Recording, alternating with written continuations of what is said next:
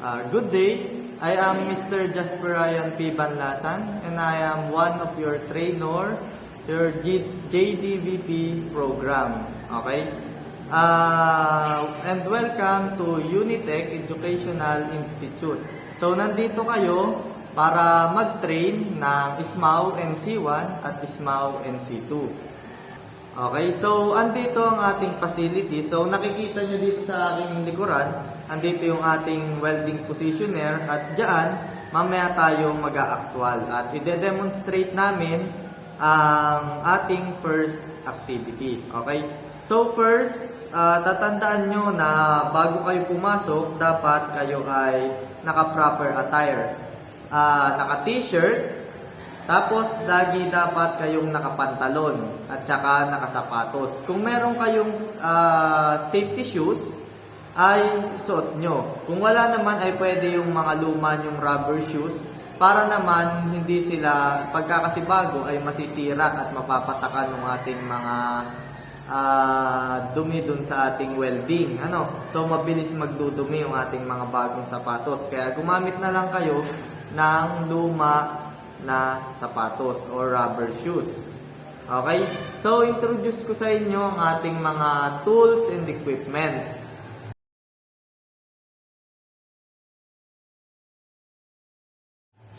Ayan. So, nakandito ang ating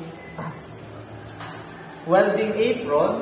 So, ito ay isinusuot natin para maproteksyonan yung ating katawan dun sa mga tumatalsik.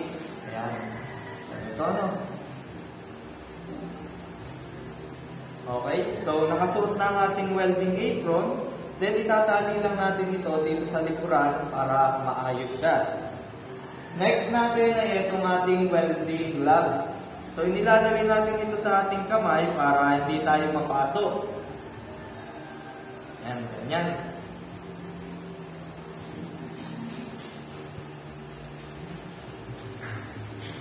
Okay, next.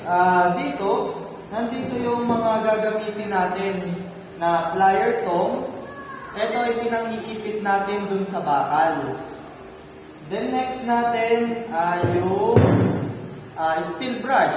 Pinanlilinis naman to dun sa ating welding plates or dun sa ating mga bakal. Then next natin, nandito yung ating chipping hammer. Ito yung pantiktik dun sa mga flux nung ating winelding, para matanggal yung dumi-dumi at saka yung coating niya. Ito ang gagamitin natin. Nandito naman yung ating clear glass na ginagamit kapag tayo ay nag-grinder. So, protection natin ito sa ating mga mata. Next, andito naman yung ating welding helmet. So, ito ay ginagamit para maproteksyonan yung mata natin against dun sa spark ng ating welding.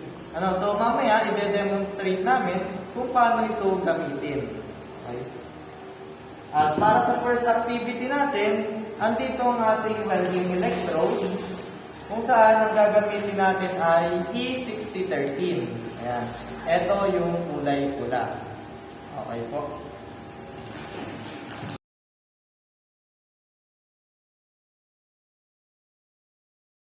Welding machine. So, ang tatandaan nyo ay meron tayong dalawa. Ang isa natin ay clamp or negative clamp na ginagamit para ilagay dun sa ating welding positioner. Okay, so ito ay ito-tornilyo natin, iti-thread natin dun sa ating negative sign. Nandito yung ating welding machine. Okay, so i-clamp natin to sa positioner.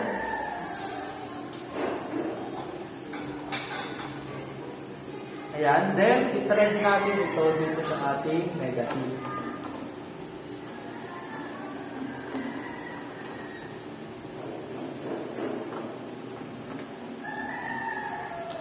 Wait lang.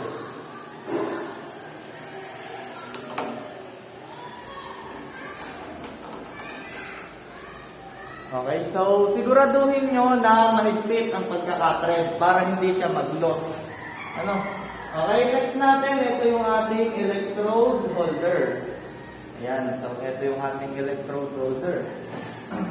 Ang gagawin natin ay ganun lang din. Ilalagay naman natin siya dun sa ating positive sign, positive terminal. Ito.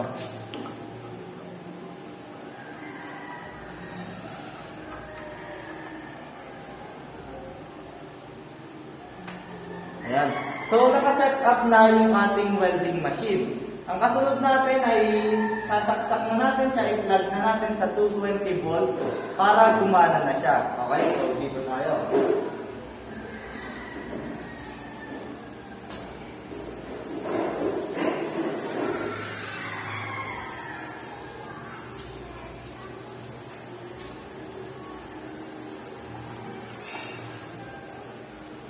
Ayan. So, ngayon nakasaksak na siya. Para buhayin natin, meron siyang switch sa likuran. Okay, so nandito yung switch natin. Itong kulay blue na to. I-on lang natin siya. Ayan. So, okay na. Naka-on na yung welding machine natin.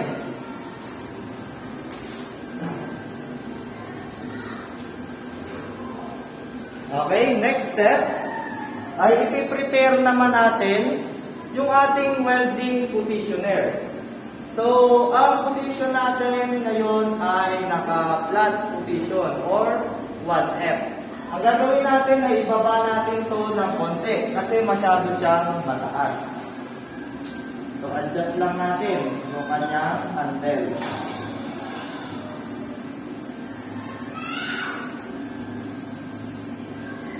Okay, yan. So, naka-adjust na yung ating welding positioner. Ang kasunod natin ay kukunin natin yung ating plate or base metal. So, ito. Okay? So, ito ang ating gagamitin para sa first activity. Then, next ay gagamit tayo ng 6013 na electrode.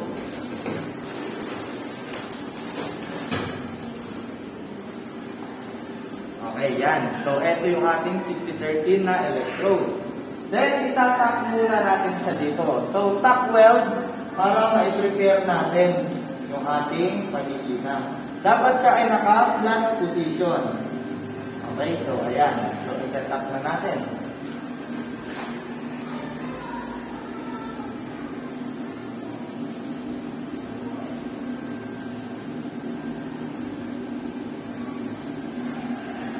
Okay, so bago kayo maghinang, meron tayong tinatawag na arc force at saka yung ating amperahe. So, nakalagay yan dito sa ating welding machine. So, ayan, may number. Ang gagamitin natin sa ating 6013 electrode is around 60 amperes to 110 amperes. Okay, so iset natin. So, from 60 to 110, try natin ng 80. So, depende kasi yan sa kamay mo kung ano yung bagay na amperahe. Okay, sa arc force, maglagay lang tayo ng kaunti lang para hindi naman mabutas yung ating plate. Okay? So, ready na tayong mag-welding ngayon. Ang gagawin natin ay, syempre, tatandaan nyo, bago kayo mag-welding, ay dapat complete PPE. Dapat safety lagi. Pag nag-welding, dapat meron tayong face mask, meron tayong welding apron, at nakasapatos. Nakapantalon din yan. Para safe talaga tayo. At huwag kakalimutan ang welding gloves. Ayan, ito. Then, welding helmet. So, ito ang ating welding helmet. Okay, so ngayon, itatak ko na itong ating base metal dun sa ating welding positioner. Okay?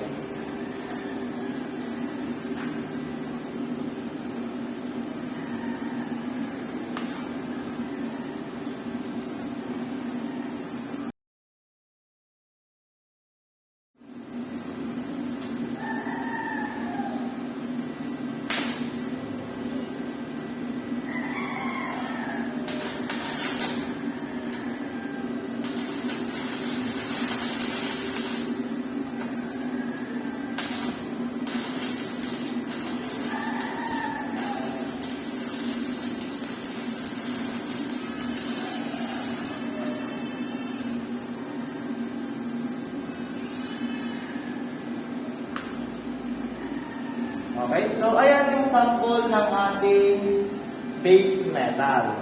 Ang first activity natin ay tinatawag na stringer pass ng 60-13. So ito yun.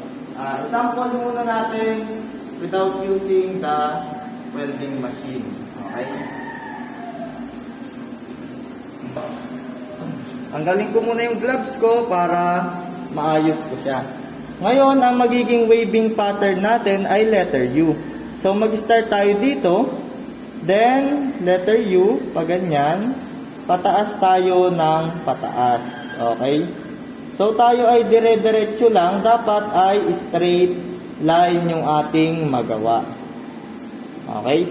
So, nagigets. Ngayon, ide-demonstrate natin siya using our welding machine. Stringer bead position 1F or flat position using E6013. Okay?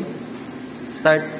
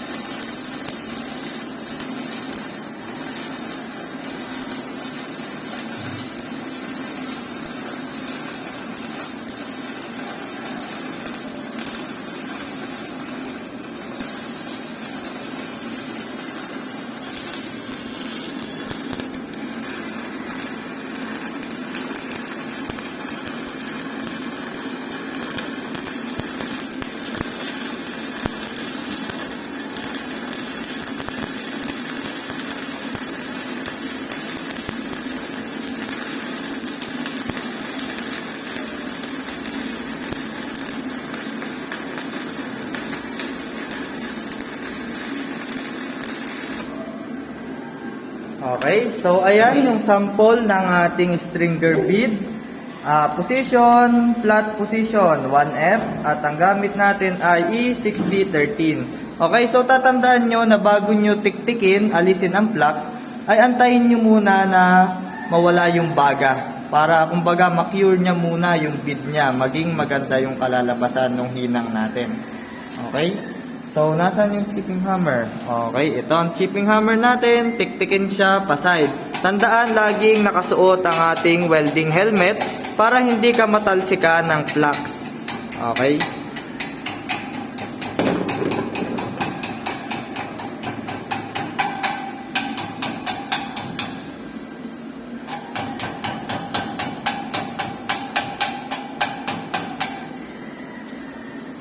Next natin ay steel brush. Kailangan natin siyang gamitan ng steel brush para lumabas yung tunay na hinang natin, para makita natin malinis yung dumi. Ayan.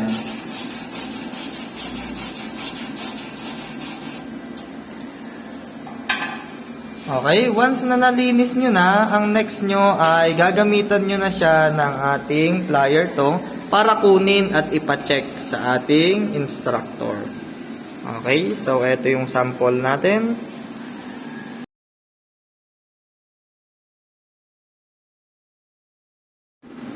Okay, so pagka nakatapos kayo ng activity, kumbaga ay hapon na, tatandaan nyo palagi na dapat kayo ay maglilinis ng inyong welding boot, yung ginamit nyo. At turn off nyo yung ating welding machine. So first, for safety natin, para hindi tayo makuryente, kailangan patayin muna natin yung ating welding machine. Meron tayong switch sa likod. Okay, so i-turn off na natin yan. After natin ma-turn off yung ating welding machine, hindi pa siya totally namapatay agad. Bali, nagpapalamig pa siya, yung pan niya umiikot. Then, antayin natin matapos yung kanyang cooling time. Pagka namatay na yung pan, saka natin siya pwedeng i-unplug.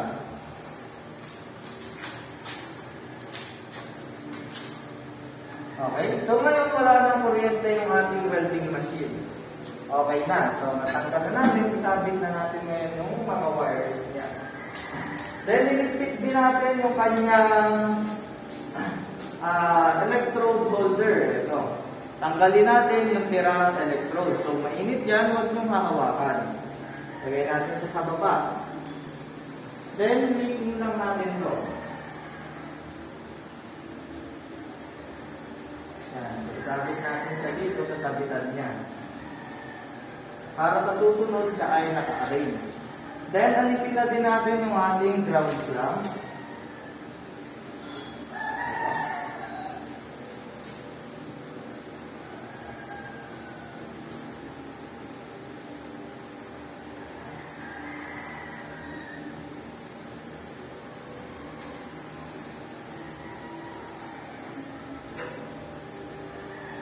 Okay, ang next natin ay itatabi natin yung ating ginamit na chipping hammer saka yung ating steel brush. Okay, so may lalagyan tayo dito sa side.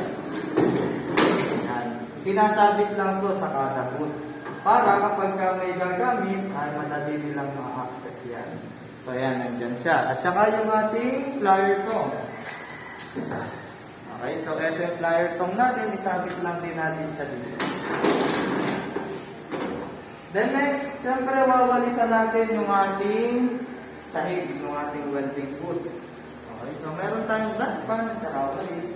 Okay, piliin na natin.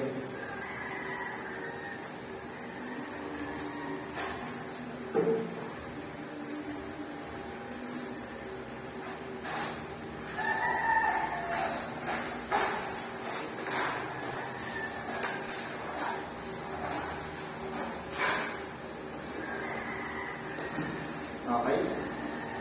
So, ayun. Para mapanatili natin na palaging malinis yung ating welding boot. Okay po? So, yun ang ating activity for today. So, see you next video. Thank you.